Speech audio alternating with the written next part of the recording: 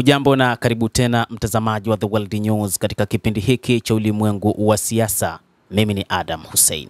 Wakati huu tunaelekea huko nchini Israel ambapo wakati huu serikali ya Waziri Mkuu Benjamin Netanyahu imeingia katika migogoro ya hapa na pale, lakini migogoro hii si ya leo wala jana, ni migogoro ya muda mrefu kidogo, na ni kutokana na namna Waziri Mkuu Benjamin Netanyahu anavyoendesha siasa zake nchini humo.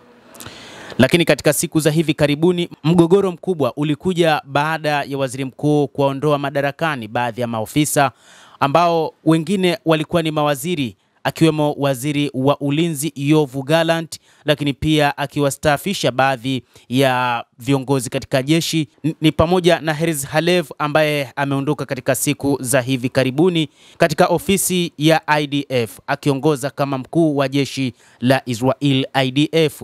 Lakini yote hayo ni kutokana na shambulizi la Hamas la Oktoba 7 mwaka 2023.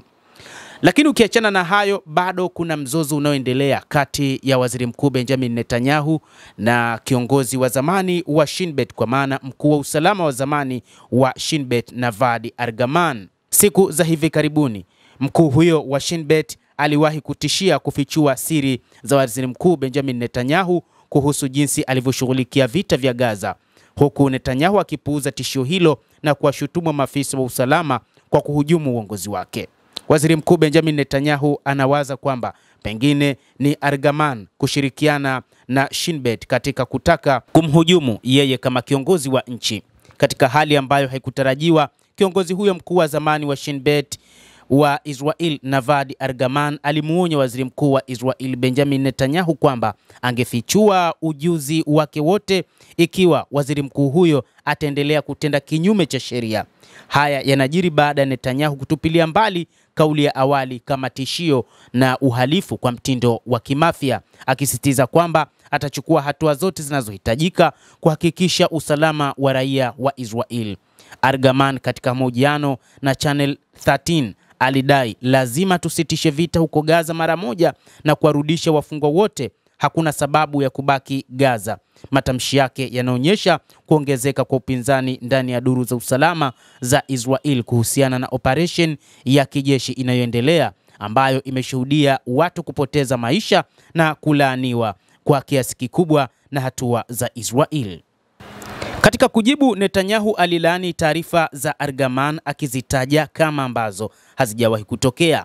Alisema, kamwe katika historia ya Israel hakuna mkuu wa zamani wa wakala wa usalama kumtishia waziri mkuu aliyepo madarakani na kumnyang'anya hadharani, Netanyahu alisema. Lakini aliongeza kuwa vitisho hivi ni sehemu ya kampeni pana ya shuruti na vitisho inavyoviongozwa na mkuu wa sasa wa Shin Bet Ronen Bar, ambaye anashirikiana na mkuu wa zamani wa Shin Bet bwana Argaman, Netanyahu alidai.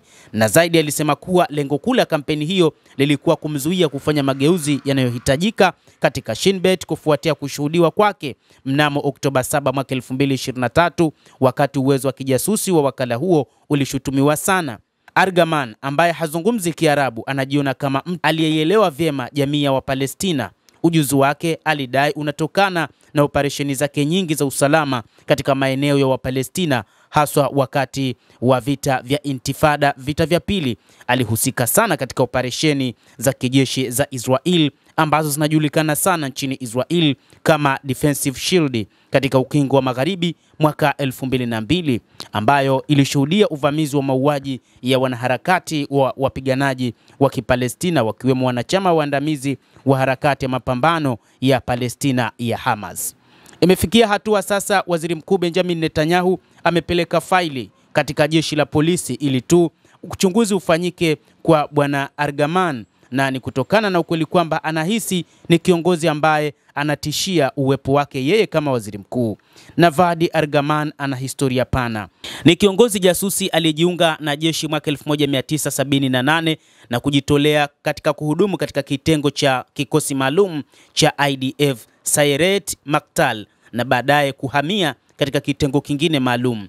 Mnamo mwaka 1983 alijiunga na Shin Bet na kuhudumu katika nyadhifa mbalimbali za kamandi na wafanyakazi, na kati ya mwaka 2003 na mwaka 2007 jasusi huyu alihudumu kama mkuu wa kitengo cha operation za Shin Bet, na kati ya mwaka 2007 hadi 2011 alihudumu kama mkuu wa usalama wa Shin Bet wa Amerika Kaskazini, na kisha 2011 hadi 2014 alihudumu kama naibu mkuu wa Shin Bet. Miongoni mwa mambo mengine, mnamo Novemba 2012 mwanzoni mwa operation iliyofahamika kwa jina la Nguzo ya Ulinzi, aliamuru operation iliyomuua kamanda wa mrengo wa kijeshi wa Hamas Ahmed Jabbar.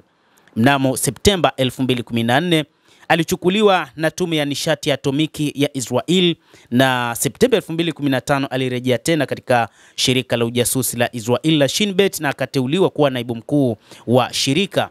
Lakini 2016 mwezi Februari, jasusi huyu aliteuliwa na Waziri Mkuu Benjamin Netanyahu kuwa mkuu wa Shin Bet, na hapo jasusi huyu akatumia nguvu zake zote na kila ujuzi aliokuwa nao katika mapambano dhidi ya maadui wa Israel, ambapo tarehe 8 Mei mwaka 2016 alichukua wadhifa huo kamili, na alichukua wadhifa huo kutoka kwa mtangulizi wake Yoram Cohen, ambaye wakati huo yeye alikuwa ndiye mkuu wa ujasusi, wakati Argaman akiwa kama naibu wake. Mara tu baada ya kutoa cheo kama chief, aliwasilisha mpango kazi wenye vipengele vitano, ikijumuisha kuongeza uwezo wa Shin Bet katika nyanja za teknolojia na mtandao.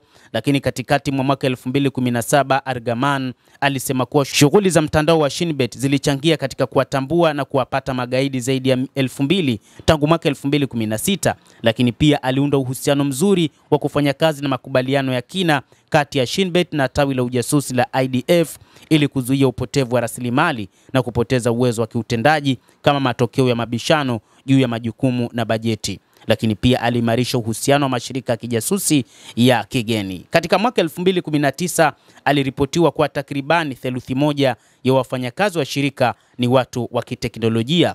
Na wakati wa ghasia kwenye milima ya Hekalu mwaka 2017, Argaman aliunga mkono uamuzi wa kuondoa vigunduzi vya chuma ambavyo viliwekwa kwenye milango ya mlima huo wa Hekalu. Baada ya shambulio la kigaidi katika ubalozi wa Israel nchini Jordan, Argaman alituma Jordan kujadili kuachiliwa kwa mlinzi huyo aliyevamiwa. Argaman alipata degree na masters katika sayansi ya siasa kutoka chuo kikuu cha Haifa na shahada ya ziada ya uzamili katika usalama na mkakati kutoka kituo cha kitaifa cha mafunzo cha usalama ya chuo kikuu cha Haifa, lakini pia ni mhitimu wa chuo cha usalama wa kitaifa cha Israel.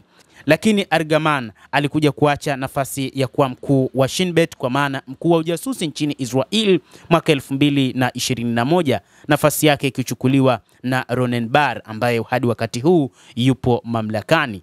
Lakini wakati huu Waziri Mkuu Benjamin Netanyahu anatengeneza mazingira ya kuilaumu Shin Bet kwa kushindwa kufanya kazi vema na hatimaye kuvamiwa na Hamas mnamo Oktoba 7 mwaka 2023. Lakini kwa mujibu wa Shin Bet, lakini pia pamoja na Argaman, kuna mengi ambayo wameyaficha, na wakati huu anasema yupo tayari kuyaweka hadharani ikiwa waziri mkuu huyo atakuwa akiendelea na kile ambacho wamemkataza. Tulikuwa tukikujuza namna ambavyo utawala wa Israel chini ya Waziri Mkuu Benjamin Netanyahu umekuwa na msuguano baina ya viongozi, hasa kati ya taasisi ya waziri mkuu lakini pia na taasisi nyingine ya usalama wa taifa. Mtazamaji, endelea kutufuatilia, lakini usisahau kulike, usisahau kucomment na kusubscribe channel yetu hii. Endelea kutufuatilia na tutaendelea kukujuza mambo mengi kupitia The World News.